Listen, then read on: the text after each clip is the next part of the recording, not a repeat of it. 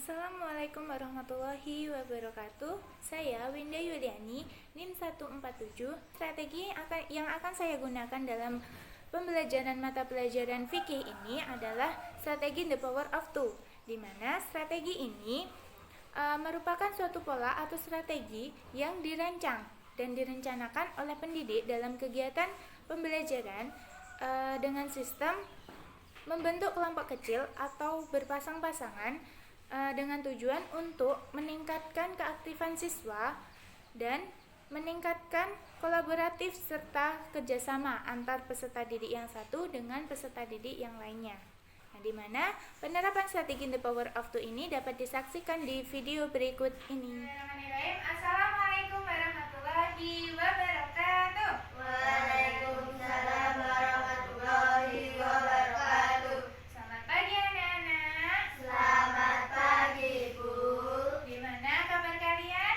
Alhamdulillah baik. Alhamdulillah semuanya dalam keadaan baik ya. Nah, sebelum kita memulai kegiatan pembelajaran pada pagi hari ini, kita awali dengan berdoa terlebih dahulu ya, yang dipimpin oleh Mbak Syifa. Berdoa mulai.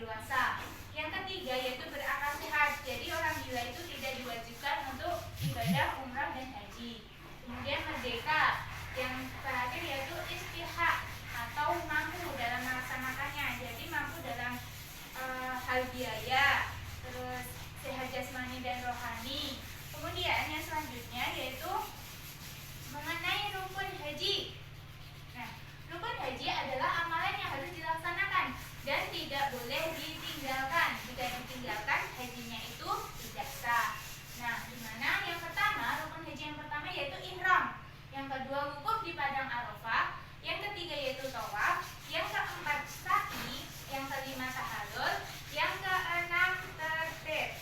Nah, sedangkan rukun umroh itu ada 5, yaitu yang pertama ihram, yang kedua tawaf, yang ketiga sa'i, yang keempat tahallul, dan yang terakhir itu ada tertib.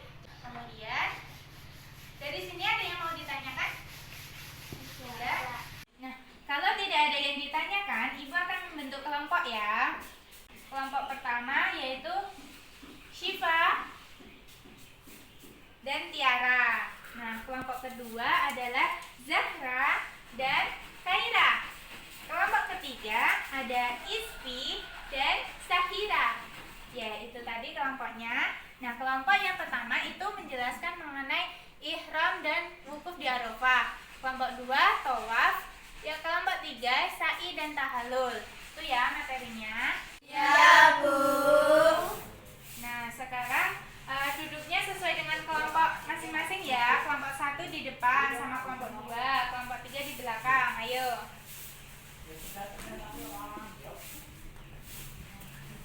Nah, ini lembar jawabnya ya. Nah, dikerjakan. Ibu kasih waktu 15 menit ya. Iya, Bu.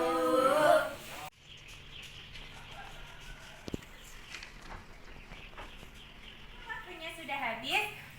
Sekarang setiap kelompok maju ke depan untuk mempresentasikan hasil diskusinya ya. Ya, Bu. Sekarang kelompok 1 maju ke depan untuk mempresentasikan hasil diskusinya ya. Assalamualaikum warahmatullahi wabarakatuh.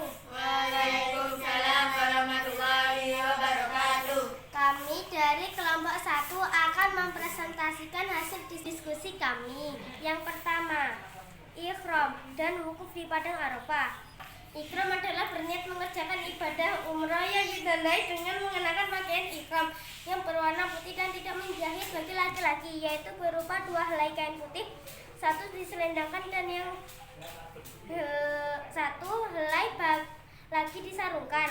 Sedangkan bagi wanita berupa pakaian yang menutup seluruh tubuh kecuali wajah dan 2 telapak tangan. Dan wanita tidak boleh memakai cadar dan sarung saat ihram. Wukuf di padang Arafah. Wukuf adalah hadir di padang Arafah pada tanggal 9 Zulhijjah mulai dari waktu zuhur sampai terbit fajar tanggal 10 Zulhijjah. Selama waktu dilanjutkan untuk berzikir, berdoa, membaca tahlil, tahmid, tasbih dan istighfar. Wukuf diawali dalam sholat zuhur asar berjamaah dengan jamaah takdim khasar, kemudian dilanjutkan dengan khutbah waktu dan memanjatkan doa kepada Allah Subhanahu wa Ta'ala. Sekian dari kelompok kami. Wassalamualaikum warahmatullahi wabarakatuh. Waalaikumsalam warahmatullahi wabarakatuh. Terima kasih untuk kelompok 1. Kemudian dilanjutkan kelompok kedua. Assalamualaikum warahmatullahi wabarakatuh. Waalaikumsalam warahmatullahi wabarakatuh. Kami dari kelompok 2 akan mempresentasikan hasil diskusi kami mengenai tawaf. Tawaf yaitu mengelilingi Ka'bah sebanyak 7 kali putaran, dimulai dan diakhiri di Hajar Aswad. Tawaf dalam ibadah haji dinamakan tawaf ibadah. Syarat tawaf ibadah adalah: 1. Menutup aurat, 2. Suci dari hadas dan najis, 3. Ketika sedang tawaf Ka'bah berada di sebelah kiri orang yang sedang tawaf, 4. Memulai dari Hajar Aswad, 5. Berada di dalam Masjidil Haram, 6.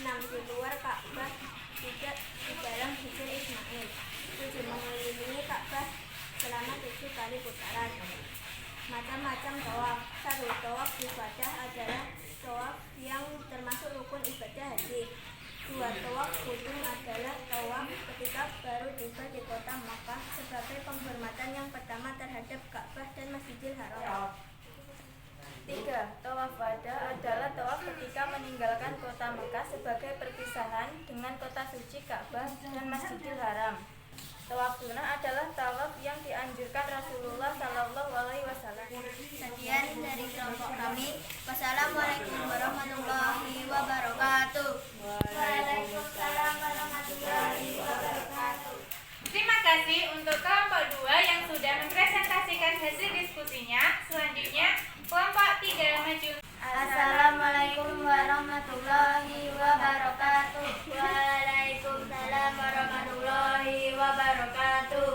Kami dari kelompok 3 akan mempresentasikan hasil diskusi kami mengenai sa'i dan tahallul. Sa'i adalah berlari-lari kecil antara Bukit Syafa dan Marwah sebanyak 7 kali yang dimulai dari Bukit Syafa dan berakhir di Bukit Marwah. Sa'i dilakukan setelah tawaf. Syarat-syarat sa'i: 1. Didahului tawaf. 2. Dimulai dari Bukit Syafa dan diakhiri di Bukit Marwah. 3. Dilakukan sebanyak 7 kali. 4. Dilakukan di tempat sa'i. Tahlul adalah menghalalkan kembali apa yang tadinya dilarang ketika ihram. Caranya mencukur atau menggunting rambut. Tahallul awal, yaitu apabila seseorang melakukan 2 rukun ditambah 1 wajib haji. Jadi setelah melakukan ihram rukun 1 lalu wukuf. Rukun 2 dilanjut melempar jumrah akobah. B. Tahallul tasani kedua, yaitu apabila semua rangkaian rukun haji telah dilaksanakan termasuk tawaf ifadah dan sa'i haji. Sekian dari hasil diskusi kami. Wassalamualaikum warahmatullahi wabarakatuh. Waalaikumsalam warahmatullahi wabarakatuh. Kelompok 1, 2, dan 3 yang sudah mempresentasikan hasil diskusinya pada pagi hari ini, yang dapat disimpulkan bahwa ibadah haji dan umrah itu memiliki rukun yang sama ya. Yang membedakan hanyalah kalau haji ada apa? Wukuf di padang Arafah. Sedangkan kalau umrah itu tidak. Terus kalau haji itu dilaksanakan berapa hari? 40 hari. Sedangkan ibadah umrah itu dilaksanakan berapa hari? 10 hari. Ya, 10 hari. Seperti itu. Syarat-syarat ibadah haji dan umrah itu juga sama. Kemudian dari sini ada yang mau ditanyakan? Tidak.